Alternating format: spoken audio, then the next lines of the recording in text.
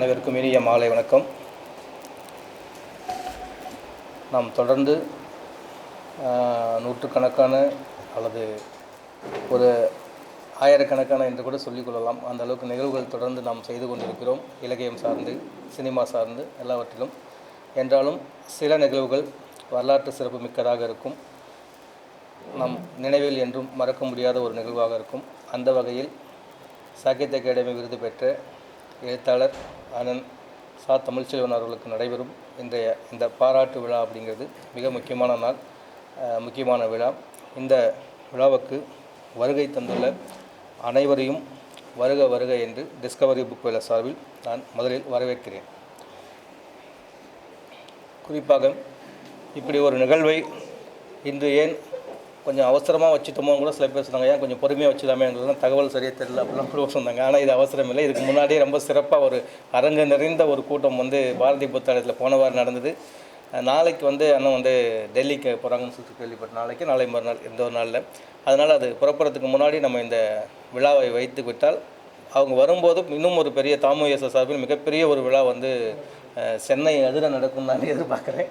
So அதுக்கு தயாராகிட்டுருக்காங்க. So அதனால் இந்த சின்ன கேப்பில் நம்ம இந்த ஒரு பாராட்டு விழா பாராட்டு விழா அப்படிங்கிறத காட்டிலும் இது ஒரு பாராட்டு விழா தான். ஆனாலும் இது எல்லோரும் ஒரு கலந்துரையாடல், ஒரு மகிழ்ச்சியை, வாழ்த்துக்களை தெரிவிப்பதற்கான ஒரு மாலை நேரம் அப்படிங்கிற வகையிலும் இந்த விழா மிகவும் முக்கியமானது, ரொம்ப நமக்கு நெருக்கமானதும் கூட.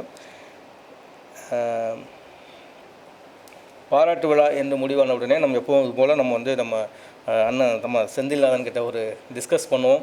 அவர் தான் இந்த நிகழ்ச்சியை இப்படி ஒழுங்கிக்கலாம்னு சொல்லி எனக்கு ஒரு வடிவமைப்பு கொடுத்தாரு. அந்த வகையில் ஒரு நிறைவான இந்த விழாவை இங்கே தொடங்கியிருக்கும். இந்த நிகழ்வில் படைப்புகள் குறித்து பேச இருக்கும் தோழர் மாதவராஜ் பேராசிரியர் சுடர்விழி அவர்களையும், நமது அன்புக்குரிய இயக்குனர் திரு சசி அவர்களையும், இனி வருகை தந்து நம்மளோடு இணைந்து கொள்ள இருக்கும் இயக்குனர் எழுத்தாளர் பாஸ்கர் சக்தி அவர்களையும் டிஸ்கவரி புக் வேலர் சார்பில் வருக வருக என்று வரவேற்கிறேன். விழாநாயகன், பாராட்டு பெறக்கூடியவர் அண்ணன் சா. தமிழ்ச்செல்வன் அவர்களை அனைவரின் பலத்த கைத்தட்டலுடன் வருக வருக என்று வரவேற்கிறேன்.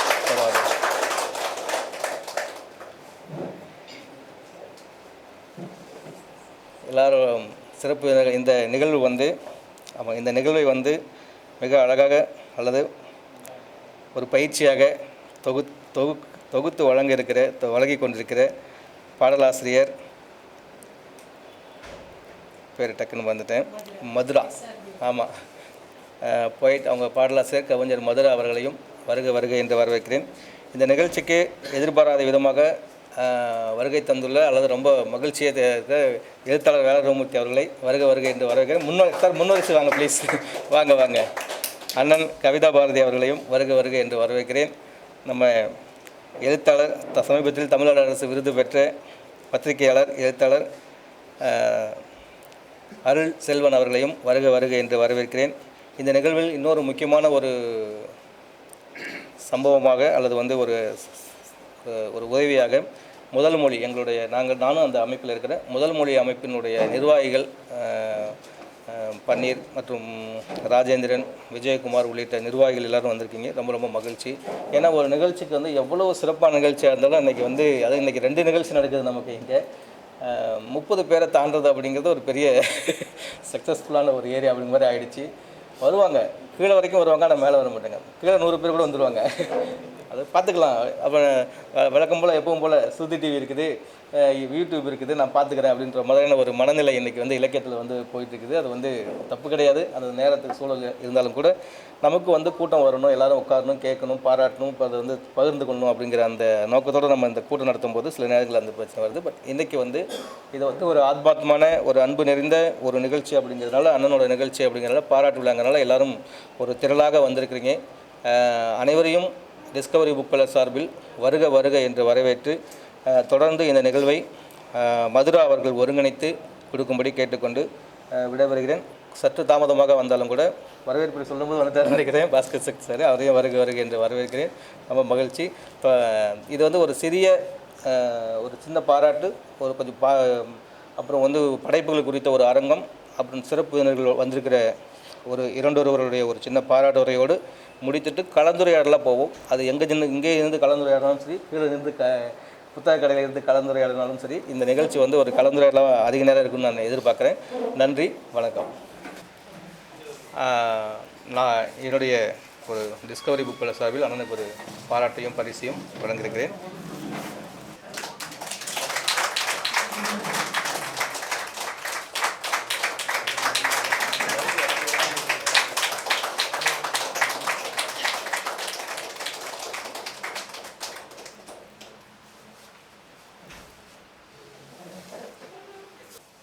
நாம் தொடர்ந்து இன்னும் நேரம் இருக்கிறது. அதேமாதிரி இந்த நிகழ்வு வந்து நம்ம திட்டமிட்டதை விட இன்னும் முன்பே முடிகிறது. அதனால் நிறைய நேரம் இருக்கிறது. நம்ம தொடர்ந்து அவருக்கு சிறப்பு செய்யலாம். ஒரு தகவல் மட்டும் பகிர்ந்து கொள்ள விரும்புகிறேன். குறிப்பாக இது இல்லை என்றால் அந்த மூத்த ஒரு அண்ணன் வந்து பொறுப்பெடுத்துக் கொள்வது போல இந்த மனநிலையை வந்து இன்றைக்கி எனக்கு வந்து உருவாயிடுச்சு. உங்களுடைய அன்பு, உங்களை பாராட்டியவர்களுடைய அன்பு, உங்கள் படைப்புகளில் இருக்கிற அன்பு எல்லாம் கலந்து இந்த இந்த சூழலில் ஒரு அற்புதமான ஒரு மனநிலை உருவாகியிருக்கிற இந்த மனநிலை சூழலில் அண்ணன் அவர்களுடைய ஏற்புரை முன்பாக சாகித்ய அகாடமியிலிருந்து இந்த அறிவிப்பு வரும்போது நான் அண்ணன்கிட்ட ஃபோன் பண்ணி கேட்டேன்.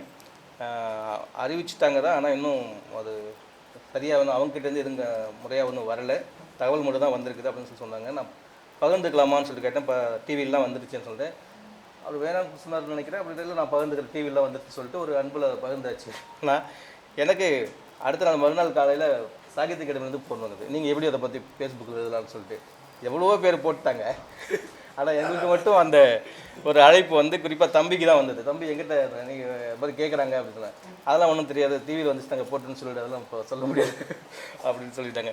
ஸோ அந்த அளவுக்கு வந்து ஒரு நெருக்கடியான ஒரு காலகட்டத்தில் அப்போ இருந்திருக்கு போல. அதை ஒரு 3 மாதம் கழிந்து கூட இன்று மிக சரியாக அதே கைகளுக்கு வந்து அந்த சேர்ந்ததில் எல்லாருக்கும் மிக்க மகிழ்ச்சி. அண்ணனுடைய ஏற்புரை. அனைவருக்கும் என்னுடைய பணிவான வணக்கம். இவ்வளவு கூத்து நடக்கும் தெரிஞ்சா இன்னும் நல்லா எழுதியிருக்கலாம். இதை விட பொறுப்பா இன்னும் கொஞ்சம் நல்லா எழுதியிருக்கலாம். இன்னும் இவ்வளவு நல்ல வார்த்தைகள்ல ஒரே நாள்ல சுமக்கிறதே பெரிய கஷ்டம். இருந்தாலும் மகிழ்ச்சி. முக்கியமா வந்து சுடர்விழி மேடம் வந்து ரொம்ப ஒரு இடத்த கரெக்டா பிடிச்சாங்க. பொதுவாக ஆய்வாளர்கள் மேலே எனக்கு பெரிய மரியாதை எப்பவுமே இருக்கிறது இல்லை. ஏன்னா ஆய்வாளர்களால் இலக்கியத்துக்கோ தமிழ் சமூகத்துக்கோ பெருசாக பயன் எதுவும் நான் பார்த்ததில்லை. அதனால் என் ஒய்ஃப் கூட வந்து பிஹெச்டி பண்ணணுன்னாங்க, நான் அவங்கள தடுத்துட்டேன். அவங்கள டிஸ்கரேஜ் பண்ணி விட்டுடுறேன். என்ன 30,000 பேர் ஒரே நாளில் 30,000 பேர் ஆய்வு பண்ணுறதுக்கு அப்ளை பண்ணாங்க யூனிவர்சிட்டியில். ஏன்னா ஆய்வு பண்ணி ஒரு பிஹெச்டி வாங்கிட்டா அவங்களுக்கு ஒரு இன்க்ரிமெண்ட் கிடைக்கும். அது ஒன்று தான் லட்சியம் அவங்களுக்கு. அதனால எதுக்கு இந்த கூட்டத்தில் போய் நீ ஏன் சேர போறேன்னு சொல்லி அவங்களை டிஸ்கரேஜ் பண்ணி விட்டுட்டேன் நான். ஆனால் சுடர்வெளி மேடம் அப்படி இல்லை. அதுவே ஒரு மிகப்பெரிய ஆறுதல் அது. ஏன்னா ஒரு பாயிண்ட்டை வந்து கரெக்டாக பிடிச்சாங்க. வந்து இவருடைய எழுத்துக்கள் எல்லாத்துலேயும் ஊடாடக்கூடிய ஒரு குற்ற உணர்வு இருக்கிறதுன்னு சொன்னாங்க. அது உண்மை. அதுதான் இதை உதயச்சந்திரன் இருக்கார்ல, ஃபைனான்ஸ் செக்ரட்டரி, அவர் முதல்ல பார்க்கும்போது அவர் என்னுடைய புத்தகம்லாம் முன்னாடி நிறைய படிச்சிருந்தாரு. அப்போ அவர் பார்த்தோன்னு சொன்னார், ஈரோடு கலெக்டராக இருக்கும்போது, ஏன் இவ்வளவு குற்ற உணர்ச்சியோடு இருக்கீங்கன்னு கேட்டார் அவர். ஆமாம், என்னன்னா அதான் உண்மை. வந்து ஒரு தலித் அல்லாதவனாகிய நான் குற்றுணர்வோட இருந்தாகணும். ஒரு பெண்ணாக இல்லாத நான் ஒரு குற்றுணர்வோட இருந்தாகணும். இப்படி நம்ம நிறைய வந்து குற்றுணர்வு கொள்ளாமலே நம்ம வந்து வாழ்க்கையில கடந்து போயிட்டே இருக்கோம். நிறைய குற்றுணர்வுகளோடு இருப்பது தான் நம்ம வந்து ஒரு சரியான இடத்துக்கு நகர்த்தி செல்லும். அப்படி பிளான் பண்ணி குற்றுணர்வா இருக்கல நான். அதுவும் குற்றுணர்வு வந்துகிட்டே இருக்கு, என்ன பண்றது? இப்போ கூட எல்லாரும் பேசிட்டு இருக்கும்போது குற்றுணர்வா தான் இருந்துச்சு. இவ்வளவு பாராட்டுறாங்களே, அதுக்கு தகுதியாக ஒழுங்கா நல்லா எழுதிக்கலாமே அப்படின்னு தான் தோணுச்சு எனக்கு. இந்த புத்தகத்தில் எவ்வளவு ஓட்டைகள் இருக்குன்னு எனக்கு தான் தெரியும். தமிழ் சிறுதி தடங்கள் விருது கொடுத்தாங்க சாகித்ய அகாடமியில். ஆனால் அது எவ்வளவு கோளாறுகள் அது இருக்கு, எவ்வளவு குறைபாடுகள் இருக்குங்கிறது என்னை தவிர யாருக்கு தெரியும்? ரொம்ப நல்லாவே தெரியும் எனக்கு. சில சில கட்டுரைகள்லாம் இன்னும் நல்லா எழுதியிருக்கணும். ஸோ அந்த குறைகள் தான் மனசில் ஓடிட்டே இருந்துச்சு நீங்கள் எல்லாரும் பேசுகிறப்போ. அதாவது பலவிதமான வாழ்க்கைகள் வாழ்வதற்கு இயற்கையாகவே எனக்கு வந்து அமைஞ்சது. எதையுமே நான் வந்து சூஸ் பண்ணி போகலை. இராணுவத்துக்கு போனது வந்து அது ஒரு விதமான தேச பக்தி அப்படிங்கிற ஒரு அந்த கற்பிதத்துக்குள்ள இருந்த வயசு அது. ஒரு 20 வயசு பையனா இருக்கும்போது ராணுவத்துக்கு போகணும்னு ஒரு ஆசை வந்துச்சு. அப்ப நான் அஞ்சல் துறையில வேலைக்கு சேர்ந்திருக்கேன். என்சிசில நான் வந்து அண்டர் ஆஃபீசர் ரேங்க்ல இருந்தேன். என்சிசில லெஃப்ட் ரைட் போட்டு அது அப்படியே லெஃப்ட் ரைட் போட்டு அப்படியே அங்க போயிட்டேன். அவ்வளவுதான். இவரு எனக்கு முந்தி லெஃப்ட் ரைட் போட்டவரு வேலா. அது பின்னாடி தான் சந்திக்கிறோம் நாங்க. இப்போ ராணுவத்துக்கு போய் அங்க பிடிக்காம தான் திருப்பி வந்தேன் நானு. அங்க இருக்க பிடிக்கல. அது என்ன ஒரு லைஃப் அப்படின்ட்டு அப்புறம் கேள்வி வந்துருச்சு. அங்க போன அப்புறம் தான் இந்த வெண்மணி சம்பவங்கள் இதெல்லாம் நான் படிக்கிறேன் நான். வாசிப்புல வந்து வருது. அப்போ வந்து என்ன யாரை அதாவது எதுக்காக ராணுவம் இருக்குது? வெளிநாட்டுக்காரன் வந்து நம்ம நாட்ட பிடிச்சிடக்கூடாது. நம்ம நாட்டு சொத்துக்களை எல்லாம் கொண்டு போயிடக்கூடாது. அதுதானே. நம்ம மக்களுக்கு தான் சொத்தே இல்லையே. ஒரு சொத்தும் இல்லாத மக்களா இருக்கக்கூடிய ஒரு நாட்டுல யார் சொத்தை பாதுகாக்கிறதுக்காக நான் அங்க எல்லையில போய் நிக்கணும் அப்படிங்கிற ஒரு கேள்வி வந்துச்சு எனக்கு. ஏன்னா அரைப்படி நெல் கூலி உயர்வு கேட்டதுக்காக 44 பேரை தீய வச்சு கொளுத்திருக்காங்க வெண்மணியில. எல்லா இடங்களையும் தொழிலாளிகள் போராடுறாங்க. அடித்தடி துப்பாக்கி சூடு நடந்துகிட்டே இருக்கு. இப்ப எந்த பையன் சொத்தை பாதுகாக்கிறதுக்கு நம்ம ஏன்டா இங்க சாகணுங்கிற ஒரு கேள்வி எனக்கு வந்துச்சு. ஏய் அவன் வந்து எடுத்துட்டு போறா.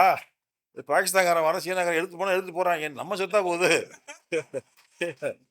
நம்ம மக்கள் கையும் காலம் தானே மிச்சம் இல்லையா? பட்டுக்கோட்டை சொன்னார் இல்லையா? காடு விளைஞ்சன வச்சான் நமக்கு கையும் காலம் தானே மிச்சம். அந்த கையும் காலத்தையும் அவன் தூக்கிட்டு போறது இல்ல. அவன் விட்டுருவான். சொத்தத்தை எடுக்க போறான். அது அவங்க சொத்து தான் போகுது. அதனால நான் வேண்டான்டான்ட்டு அதோட ஓடியாந்துட்டேன். மிலிட்டரியில இருந்து ஓடியாந்துட்டேன். திருப்பி வந்து அதோட அடிப்படையில வந்து நாட்டுல இவ்வளவு கஷ்டங்கள்லாம் இருக்கிறதுக்கான அடிப்படை காரணம் என்ன அப்படின்னு நம்ம யோசிக்கணும். இவ்வளவு துன்ப துயரங்கள், ஏற்றத்தாழ்வுகள், சாதிய ஒடுக்குமுறைகள் இதெல்லாம் இருப்பதற்கு மூல காரணம் எது? ஏதாவது ஒரு காரணத்தை சொல்ல முடியுமா? அப்படின்னு நம்ம யோசிச்சு பார்த்தோம்னா, எனக்கு விட்டலாச்சாரியா படங்கள் தான் ஞாபகத்துக்கு வரும். விட்டலாச்சாரியா படங்கள் இப்போ உள்ள தலைமுறைகள் யாரும் பார்த்திருக்க வாய்ப்பில்ல. ஆனா நாங்க சின்ன வயசா இருக்கும்போது விட்டலாச்சாரியா படம் வந்து அவ்வளவு பயங்கரமான ஒரு உணர்வை உண்டாக்கக்கூடிய என்ன ஒரு பேய் வந்து வீட்ல இருக்கும். வீட்டுக்காரங்க வெளிய போயிட்டு வருவாங்க. உள்ள ஒரு பேய் சமையல் பண்ணிட்டு இருக்கும். சமையல் பண்ணிட்டு இருக்கு. என்னன்னா 2 கால் தான் அடுப்பு விறகு. 2 கால உள்ள நுழைச்சு அடுப்பு எரிஞ்சிட்டு இருக்கும் காலு. கைய விட்டு அத கொதிக்கிற சோத்த கிண்டிக்கிட்டு இருக்கும். அந்த மாரி காட்சிகளோட கருப்பை அந்த அளவுக்கு ஒரு கிரியேட்டிவான ஆள் யாருமே கிடையாது. முத்துவாச்சாரியா மாரி ஆள் யாருமே கிடையாது. அவங்க தான் நம்மள இன்ஸ்பயர் பண்ணவங்க. கிரியேட்டிவிட்டிய ஏதோ தூண்டுறது அவங்க தான். நம்ம எல்லாம் நினைச்சிட்டு இருக்கோம் உயர்ந்த படங்கள் தான் நம்மள தூண்டும்னு. முத்துவாச்சாரியா மாரி படங்கள் தூண்டுறது எக்கச்சக்கம் நமக்கு. அதுல வந்து அதுல ஒரு கதை வரும் என்னன்னா, அந்த அரக்கனை கொல்லவே முடியாது. அந்த அரக்கன் தலைய வெட்டினோம்னா, தலை திரும்ப வந்து ஒட்டிக்கிறோம். கைய வெட்டினா கை திரும்ப வந்து ஒட்டிக்கிறோம். அப்ப என்ன செய்றது? காந்தாராவுக்கு வந்து வழியே தெரியாது. எப்படி அவன கொல்றதுன்னு தெரியாம கடைசியில என்ன செய்வாங்க? சாமியார்ட்ட போய் கேட்பாங்க. இப்ப நம்ம தொடர்கள் பூராத்துலயுமே அதான். குடும்ப பிரச்சனைனாலும் சாமியார்ட்ட தான் போய் கேட்காங்க. சாமியார் குடும்பம்னாலே என்னன்னு தெரியாம தான் அங்க உட்கார்ந்திருக்கான். அவன்ட்ட போய் தான் யோசனை கேட்க போற மாரி காந்தாராவ யோசனை கேட்பாரு. அவன் சொல்லுவான், "அவன் உயிர் இங்க இல்லடா. 7 கடல் 7 மலை தாண்டி அங்க போனோம் ஒரு தீவுக்குள்ள. அந்தரத்துல நெருப்பு எரிஞ்சுக்கிட்டு இருக்கும். அந்தரத்துல ஒரு பொட்டி இருக்கும். அந்த பொட்டிக்குள்ள ஒரு சின்ன வண்டு இருக்கு. அந்த வண்டுல தான் இந்த அரக்கனோட உயிர்நிலை இருக்கு. நீ அந்த வண்ட கொன்னா தான் அந்த அரக்கனை அழிக்க முடியும்னு ஐடியா குடுத்துருவாரு. உடனே காந்தாரா அப்படியே 7 கடல் 7 மலையில 7 பேர காதலிச்சு அப்படியே போவாரு. அங்க போய் அந்த வண்ட பிடிச்சிருவாரு. வண்டிய பிடிச்சு அந்த நேரத்துல இவன் அரக்கன் வந்து டான்ஸ் பார்த்துக்கிட்டு இருப்பான். ஏன்னா அதானே வில்லனா வர்றவனுடைய மெயின் ரோல் வந்து அதான் டான்ஸ் கிளைமேக்ஸ்ல டான்ஸ் வச்சிருப்பாங்க. அது பார்த்துக்கிட்டு இருப்பாங்க.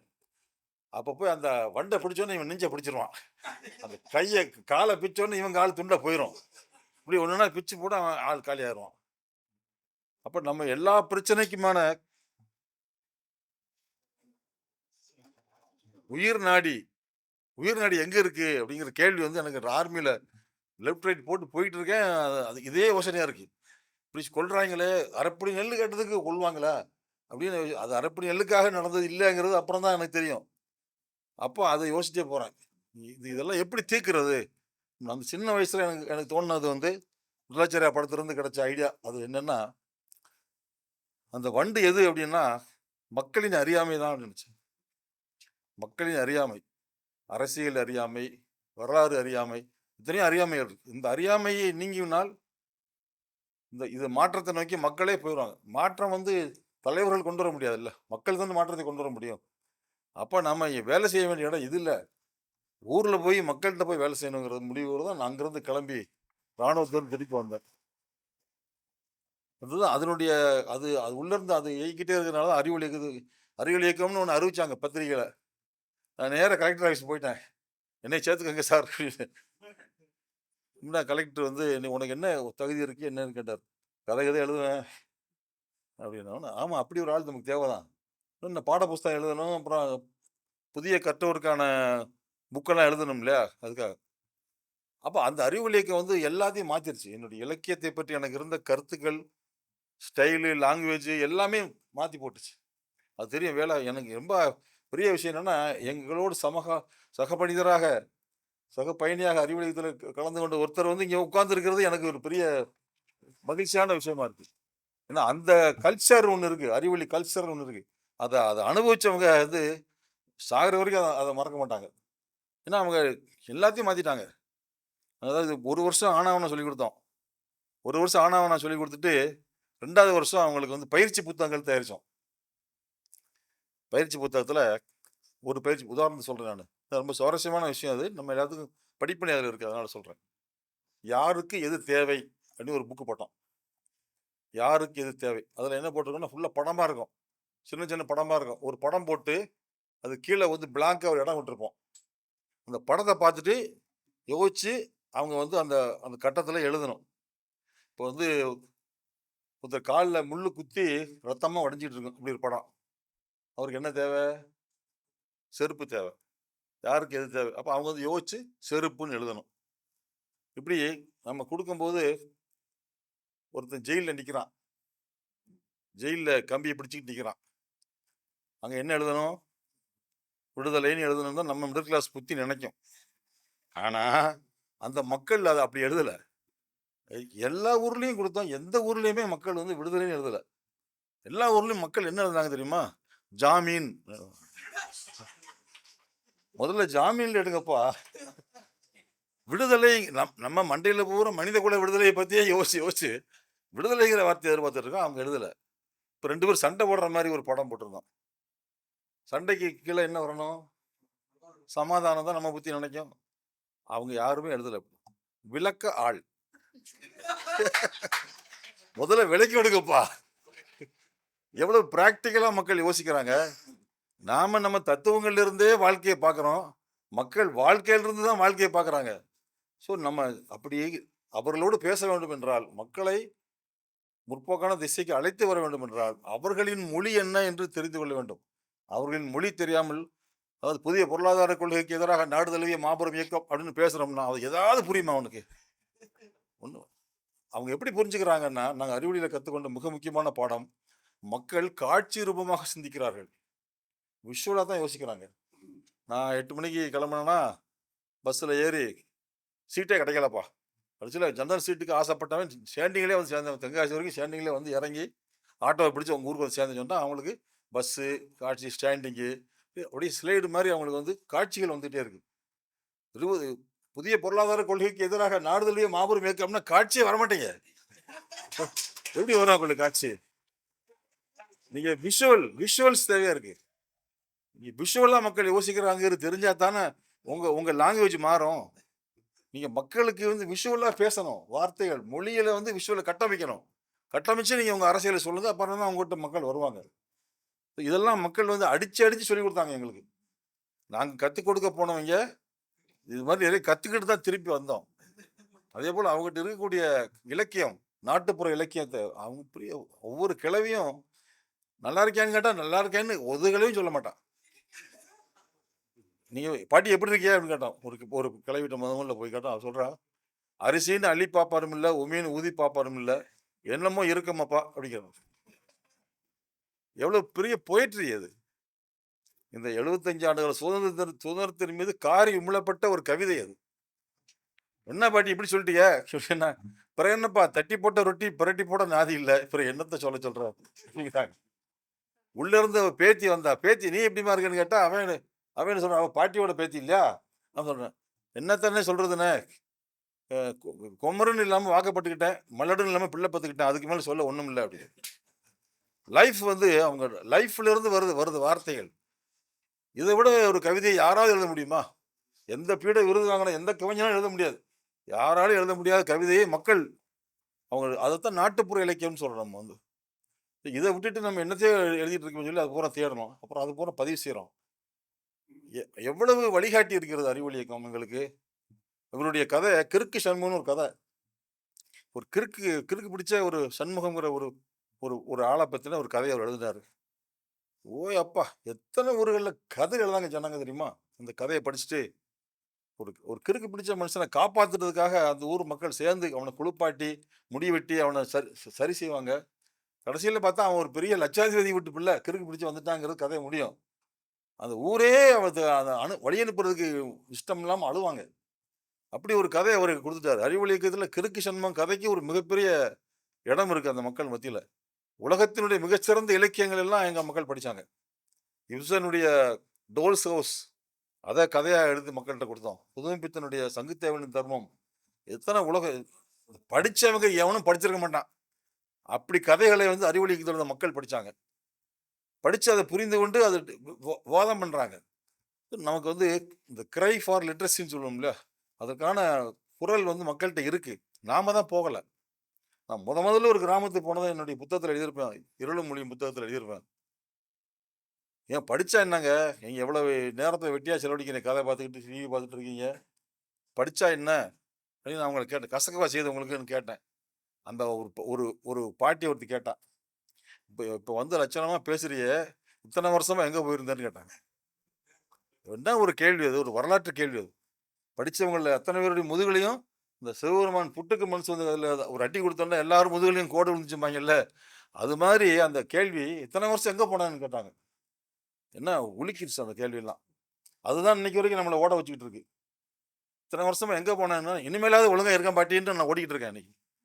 இப்படித்தான் நம்ம படித்தவர்கள் ஒவ்வொருவரும் நாம் செய்ய வேண்டிய கடமையிலிருந்து தவறி விட்டவர்களாக இருக்கிறோம். அந்த தவறிவிட்டதை பற்றிய குற்றுணர்வு இல்லாமல் வாழ்ந்து கொண்டிருக்கிறோம். ஆகவே குற்றுணர்வு கொள்வதும் குற்றுணர்வை ஏற்படுத்துவதும் தான் எழுத்தினுடைய அடிப்படை கடமை என்று நான் நினைக்கிறேன். அதுதான் வந்து இந்த எழுத்துக்கான அடித்தளமாக இருக்கிறது. இந்த இந்த மொத்த தொகுப்புக்கான 6000 கதைகளை படிச்சேன்னு நான் சொல்றேன்ல, இது நான் எண்ணல. நம்ம என்னைக்கு வாழ்க்கையை எண்ணி பார்த்தது இல்ல, கதையை எண்ணி பார்க்க போறோம். புதுக்கோட்டையில ஒரு ஆய்வாளர் வந்து இந்த புத்தகத்துக்கான அறிமுக கூட்டம் நடக்கும்போது சொன்னாரு. குறைந்தபட்சம் ஒரு 6000 கதைகளை படிக்காமல் இந்த புத்தகத்தை எழுதியிருக்க முடியாதுன்னு சொன்னாரு. அன்னைக்கு இருந்து நான் 6000 சொல்லிட்டு இருக்கேன். ஒரு ஃபிகர் சொல்லிட்டு இருக்கேன். சில பேர் போடுவாங்க புத்தாண்டுக்கு வந்து நான் இந்த ஆண்டு வாசித்த புத்தகங்கள் பட்டியல்னு போடுவாங்க. 80, 90, 100 புத்தகம் போடுவாங்க. நம்ம அடிச்சா எதுவுமே எழுதி வழங்கலையே நம்ம வாழ்க்கையில. அதை பார்த்து பொறாமையா இருக்கு நமக்கு. ஒரு இந்த கதைகளை பூரா படிக்கும்போது என்ன தோணுச்சுன்னா, இதெல்லாம் நம்ம வந்து சின்ன வயசுலேயே படிச்சிருந்தோம்னா நம்ம ஒரு நல்ல மனுஷனா இதை விட நல்ல மனுஷனா வாழ்ந்துருக்கலாமேன்னு தான் தோணுச்சு எனக்கு. இதை விட பெட்டர் பெர்சனாக நம்ம வாழ்க்கையை நடத்திருக்கலாம். அவ்வளவு இந்த கதைகள் நம்மளை மாற்றுது. நம்ம இன்னும் மிகச்சிறந்த மனிதனாக நம்மை மாற்றிக்கொண்டே இருக்குது. அதுதானே இலக்கியத்தினுடைய மிகப்பெரிய பங்களிப்புங்க. அதுதானே ஒரு சிறந்த படம், ஒரு சிறந்த இலக்கியம், சிறந்த கலை என்கிறது நம்மை ஒரு சிறந்த மனிதனாக மாற்றுவதற்கான அடித்தளமாக எப்போதுமே இருந்து கொண்டு இருக்கிறது. அவன் அந்த சிறுகதைகளை நோக்கி இளம் வாசகர்களை அழைத்து வர வேண்டும் அப்படிங்கிறதுனால நான் வாசித்த போது நான் பெற்ற பரவசத்தை பகிர்ந்து கொண்டாதான் இந்த புத்தகம். அதான் நான் திரும்ப திரும்ப சொல்கிறேன், இது ஆய்வு புத்தகம் அல்ல. இன்னும் நிறைய பேர் கேட்குறாங்க, ஏங்க ராஜாம் கிருஷ்ணனை விட்டுட்டீங்க, நகுல் என்ன விட்டுட்டீங்கன்னு ஒருத்தராக லிஸ்ட்டு கொடுத்தே இருக்காங்க. நான் எல்லாரும் எழுதணுங்கிற என்னுடைய ஃபோக்கஸ் பாயிண்ட்டே கிடையாது. நான் எதையெல்லாம் எனக்குள்ளே மாபெரும் பரவசத்தையும் வாழ்க்கையின் மீதான பிடிப்பையும் ஏற்படுத்தியதோ அதை நான் வாசிப்பை பகிர்ந்து கொண்டிருக்கிறேன். அவ்வளோதான். இது ஒரு வாசிப்பு அனுபவம் பகிர்வு தான் இந்த புத்தகம். ஆனால் இதுக்கு ஒரு ஆய்வுத்தன்மை கிடச்சிருச்சு. எப்படியோ மொத்தமாக போடும்போது அப்படி ஒரு தன்மை வந்துடும் போல் இருக்கு. சின்ன சின்னதாக எழுதும்போது வராத ஒன்றாக சேர்த்து பார்க்கும்போது இப்படி அந்த கோணத்தில் இந்த கோணத்தில் பல கோணத்துலேயும் ஒரு ரைட்டரை பற்றி எழுதுறதுனால இது ஒரு ஆய்வுன்னு சொல்லி அவங்களும் அப்படி தான் லிட்ரரி கிரிட்டிசிசம்ங்கிற பேரில் இது விருதை கொடுத்தாங்க. நான் இதை கற்பனையை பண்ணி பார்க்கல. சாகித்ய அகாடமி நமக்கு எப்போயுமே கிடையாதுங்கிறதுனால 30 வருஷத்துக்கு நான் முடிவு பண்ணிட்டேன். ஏன்னா நம்ம கதை எழுதுறது நிப்பாட்டியாச்சு. கதையே எழுதாதவனுக்கு சாகித்ய அகாடமி விருது கனவு இருக்கலாமா? நான் அந்த ஒரு துறவு மனப்பான்மையோடு தான் 30 வருஷமாக எழுதிக்கிட்டு இருந்தேன். திடீர்னு பார்த்தா இதுக்கு விருதுன்னு அங்கேருந்து ஃபோன் வருது. 2 மணி அறிவிப்போம் சார். அது வரைக்கும் ஆட்டி சொல்கிறாங்க, ஒய்ஃப்ட்ட கூட சொல்கிறாங்க, நீங்கள் இது வயசு நாங்கள் ப்ரெஸ் மீட்டு வந்த பிறகு நீங்கள் யாருக்கு வேணாலும் ஷேர் பண்ணுங்கன்னு அங்கேருந்து ஃபோன் பண்ணாங்க. அப்படியானு 2 மணிக்கு பார்த்தா 1:55க்கு லிஸ்ட்டை பிடிங்கிட்டு போயிட்டாங்க. 2 மணிக்கு அறிவிக்க போகிறாங்க, 1:55க்கு லிஸ்ட்டை கொண்டு போயிட்டாங்க. நம்ம அண்ணாச்சிகள் தான் 56 அவங்களுடைய ஆட்சியில் இதெல்லாம் தான் நடக்குது. 3 மாதம் உள்ள வச்சுட்டாங்க. அது ஒரு அரசியல். இப்போ என்னாச்சு, அதனால் தமிழ்நாடு அரசு என்ன பண்ணிடுச்சு, 7 செம்மொழிகளுக்கு செம்மொழி விருது 5 லட்ச ரூபாடா, நீ என்னடா 1 லட்ச ரூபா கொடுக்க போகிற, 5 லட்ச ரூபா அறிவிச்சிட்டாங்க. இப்போ இவங்க தமிழ்நாடு அரசு முந்தி இருந்தால் இவங்க மூஞ்சி எங்கே கொண்டு வைப்பாங்க. ஆகவே என்ன பண்ணிட்டான், இந்த எலெக்ஷன் டயத்தில் அவுத்து விடும், எல்லாத்தையும் லிஸ்ட்டு அவுத்து விட்டான். நிறுத்தியதும் ஒரு அரசியல், ரிலீஸ் பண்ணதும் ஒரு அரசியல், 2 அரசியல் இருக்குது. பரவாயில்ல, நம்ம ஒரு அரசியல்வாதி தானே, அதனால் இதை சந்திப்போம் அப்படிங்கிற மாதிரி இருக்குது. 2வது, இதனால் நமக்கு என்ன பெருசாக என்ன கிடச்சிட போகுது, ஒரு 2 மாதம் இந்த மாதிரி கூட்டங்கள் நடக்கும். எனக்கு என்ன கொஞ்சம் கூட்டங்கள் நடக்கும், மற்ற எழுத்தாளர்களோட எனக்கு கொஞ்சம் கூட்டங்கள் அதிகமாக நடக்கும். ஏன்னா நான் ஒரு இயக்கம் சார்ந்த ஆள். பார்த்தீங்களா, எல்லா மாவட்டத்துலையும் இயக்க தோழர்கள் இருக்காங்க. அவங்க எங்கே எல்லா ஊருக்கு போய் என் ஊருக்கு வரமாட்டியான்னு கேட்பாங்க. ஆகவே நம்ம வந்து எல்லா ஊருக்கும் போய் ஆக வேண்டிய ஒரு கட்டாயம் இருக்குது. சில கண்டிஷனை போட்டு போகணுன்னு நினச்சிருக்கேன். பொன்னாடை போட்டக்கூடாது, அப்புறம் பாராட்டுரைன்னு இருக்கக்கூடாது, புஸ்தகத்தை வாங்கி படிச்சுட்டு 10 பேர் வந்து 4 பேர் பேசுங்க, அதைத்தான் அப்படின்னா தான் வருவேன்னு சொல்லி கண்டிஷன் போட்டு அப்படி தான் ஏதாவது இதை சமாளிக்கணும். ஏன்னா 2-3 கூட்டத்துக்கு போகலாம் சார், அதுக்கப்புறம் போர் அடிக்கும்ல. ஏன்னா அவங்களுக்கு கூட்டம், நமக்கு பல கூட்டத்தில்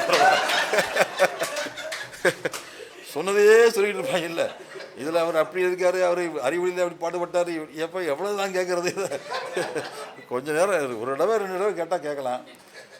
38 மாவட்டத்தையும் கேட்டுட்டு அது பூரா கேட்குறதுக்கு சாக்கா கொண்டு போய் பாராட்டுகளை வாங்கிட்டு வர்றதுக்கா, அது எப்படி சமாளிக்கிறது, என் பிரச்சனை போகிறோம். இப்போ அதான் யோசிச்சுட்டு இருக்கேன், இது எப்படி சமாளிக்க போகிறோம், இந்த பாராட்டு உரைகளை எப்படி சமாளிக்கிறது. நாம் ஊராக போய் பல பேரை பாராட்டியிருக்கோம், மொத்தமாக வச்சு செஞ்சாங்கன்னா என்ன செய்கிறது. ஆமாம், அதனால் இது ஆனால் இன்றைக்கி வந்து இது ரொம்ப பெர்சனலான ஒரு கூட்டம் மாதிரி நான் ஃபீல் பண்ணுறேன். ரொம்ப பெர்சனலாக பேசின ஒவ்வொருத்தருமே எனக்கு பெர்சனலான ஆட்கள் தான்.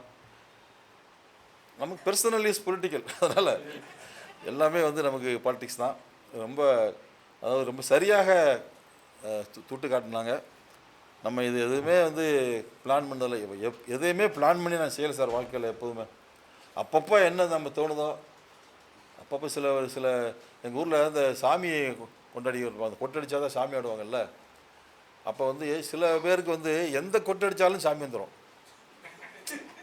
நாங்கள் இப்படி போய் இது சாவி விட்டு கொட்டுறா ஆடக்கூடாதுன்னு இழுத்து வரோம். ஆனால் அவனை கட்டுப்படுத்த முடியாது, ஏன்னா கொட்டு அடிச்சாங்கன்னா சாமி வந்துடும். அந்த மாதிரி எனக்கு வந்து இப்படி பல கொட்டுக்கு சாமி வந்துகிட்டே இருக்கும். அது அறிவொளி இயக்கமாக இருக்கலாம், விடுதலை போட்ட வரலாறாக இருக்கலாம், எஸ்ஆர்வி பள்ளிக்கூடமாக இருக்கலாம், ஏதோ அங்கிட்டு கொட்டு சத்தம் கேட்டாலே எனக்கு ஆட்டம் வந்துடுது. அதனால் அதுக்கிட்ட ஆடி போயிட்டே இருப்பேன். அவர் போயிட்டு இருக்கும்போது நம்ம வேற ஆள் நட்டு திருப்பி வந்து வேற ஒரு இடத்துல ஒரு கொட்டை அடிச்சுட்டு அந்த கொட்டுக்கு ஆடிக்கிட்டு இருப்பேன். ஆமாம், இது ஏன் குற்றம் இல்லை, கொட்டடிக்கிறவங்க குற்றம். ஏன்னா அவ்வளோ தேவை இருக்குது, ஆள் கம்மியாக இருக்குது, அதனால் நம்ம பல ஜோலி பார்க்க வேண்டியிருக்கு. ஏன்னா இந்த கமல்ஹாசன் நடித்த ஒரு படம் வந்துச்சு, 9 ரோல் 10 ரோல் நடித்தார் தசாவதாரத்தில். அது ஒரு வெளிநாட்டுக்காரரை பார்த்து கேட்டார், ஏன் உங்கள் நாட்டில் நடிகர்களே இல்லையா, ஏன் ஒரே ஆளை போட்டு 10 வேஷம் போட்டு வச்சுருக்கீங்களப்பா, அது ஒரு 10 பேருக்கு வாய்ப்பு கொடுத்துருக்கலாம்ல கேட்டாடா. அது மாதிரி நம்ம கதை வந்து பல தொழில் பார்க்குறதுனால பல பேர் கூப்பிட்றாங்க, அதனால் நமக்கு நேரமே பத்த மாட்டேங்குது. பள்ளிக்கூடத்துக்கு போனால் பள்ளிக்கூடத்துக்கு கூப்பிட்றாங்க, கல்வித்துறையில் கூப்பிட்றாங்க, தொழிற்சங்கத்தில் கூப்பிட்றாங்க, கட்சியில் கூப்பிட்றாங்க, எழுத்தாளர்கள் புதுசாக எழுத்துறவங்க வேடியப்பன் கூப்பிட்றாரு, யாரோ கூப்பிட்டே இருக்காங்க. அதனால் அது வந்து தேவை இருக்கே, ஆனால் நம்மகிட்ட ஆட்கள் கம்மியாக இருக்குது. நம்முடைய ரொட்டீன் லைஃப்லேருந்து விடுபட்டு பொது வாழ்க்கையில் ஈடுபடுறதுக்கு ஆட்கள் ரொம்ப குறைவாக இருக்குது. அதாவது ஒன்றில் போய் லாக் ஆகிக்கிறோம் நம்ம. குறிப்பாக மிடில் கிளாஸ் தோழர்கள் வந்து நமக்கெல்லாம் ரோல் இல்லைன்னு நினைக்கிறாங்க. ஒர்க்கிங் கிளாஸ் தானே இந்த நாட்டில் மாற்றத்தை கொண்டு வரப்போகுது, மிடில் கிளாஸ் என்ன செய்ய போகிறோம்னு நினைக்கிறேன். இல்லை, ஒர்க்கிங் கிளாஸை ட்ரெயின் பண்ணுற முக்கியமான வேலை வந்து மிடில் கிளாஸ் இருக்குதுன்னு நான் நம்புகிறேன் உறுதியாக. மிடில் கிளாஸ் தான் அவங்கள எஜுகேட் பண்ண முடியும். உழைக்கின்ற மக்களுக்கு தெரியாது, அவன் அப்பாவே இருக்கான், அவன் வந்து ஒரு சுரண்டலுக்கு ஆளாகி வாழ்க்கை பூராவும் தன்னுடைய குறைந்த கூலிக்கு ஒரு ஒரு கௌரவமான வாழ்க்கைக்காக காலம்புறம் போராடிக்கிட்டு இருக்கான். எதனால் நம்ம இப்படி இருக்கோம் அப்படிங்கிறது அவனுக்கு தெரியல. கஞ்சி குடிப்பதற்கெல்லார் அதன் காரணம் இவை என்னும் அறிவும் இல்லாராகத்தான் நீங்கள் இருந்துகிட்டு இருக்காங்க. அந்த அறிவை யார் புகட்டுவதுன்னா மிடில் கிளாஸ்காரன் தான் செய்ய முடியும். இவன் தான் படிச்சிருக்கான், இவனுக்கு தான் டைம் இருக்குது, செய்யலாம். என்ன இந்த புத்தகத்தில் நீங்கள் பார்க்கலாம். மௌனி வந்து காலேஜ் போகிறாரு, காலேஜ் முடிச்சுட்டு வீட்டுக்கு வந்துடுறாரு, வீட்டுக்கு வந்து சும்மா உட்காந்துருக்காரு. எத்தனையோ எங்கள் ஊர் இளைஞர்களைப் போல நானும் கல்லூரி படிப்பை முடித்து விட்டு வந்து வீட்டில் உட்காந்துருந்தேன் எழுதுறாரு. அப்படி வீட்டில் உட்காந்துருக்க முடிஞ்சிருக்கு அவருக்கு. காணாசுக்கு ஒரு டைப்ரைட்டர் எடுத்துக்கிட்டு சென்னைக்கு போகிறதுக்கான ஒரு வாழ்க்கை அமைஞ்சிருக்கு. புதுமை பித்தனுக்கு அவர் அப்பா வந்து துரத்தி விட்டார், வீட்டு விட்டு வெளியே போட நாயன் வெளியிட்டு விட்டார். நடு ராத்திரியில் புதுமை பித்தா தன் ஒய்ஃபை கூப்பிட்டு போய் திருநெல்வேலி ரயில்வே ஸ்டேஷனில் பிளாட்ஃபாரத்தில் போய் படுத்திருக்காரு. அப்படி ஒரு வாழ்க்கையை ஒரு எழுத்தாளனுக்கு வந்து அமைஞ்சிருக்கு. அவங்களுக்கு கும்பகோணம் ரைட்டர்ஸ்க்கு எல்லாத்துக்குமே சும்மா இருக்கிறதுக்கான வாய்ப்பு எடுத்துருக்கு. இப்படி நிறைய நடுத்தர வகுத்தை சேர்ந்த நம்ம வந்து சும்மா இருக்கோம், நம்முடைய பிழைப்புக்காக வேலை செய்கிறோம். அது வந்து சும்மா இருக்கிறது தான், அது ஒன்று தான். நீங்கள் எக்ஸ்ட்ராவாக என்ன செய்கிறோம் அப்படிங்கிறது தான் முக்கியம். இந்த பொது வாழ்வில் சமூகத்துக்காக நாம் ஏதாவது செஞ்சுருந்தால் அது அந்த அந்த போர்ஷன் மட்டும்தான் லைஃபு, மற்றதெல்லாம் பிழைப்பு. நம்ம வாழ்நாள் பூரா பிழைச்சிக்கிட்டே இருக்கோம், வாழவே இல்லை. நம்ம வாழணும்னா இந்த எக்ஸ்ட்ரா மைல் நடக்கணும், கூடுதல் மைல் தூரம் நடக்க வேண்டும். எல்லோரும் 10 கிலோமீட்டர் நடந்தாங்கன்னா நம்ம வந்து 20 கிலோமீட்டர் நடக்கணும்.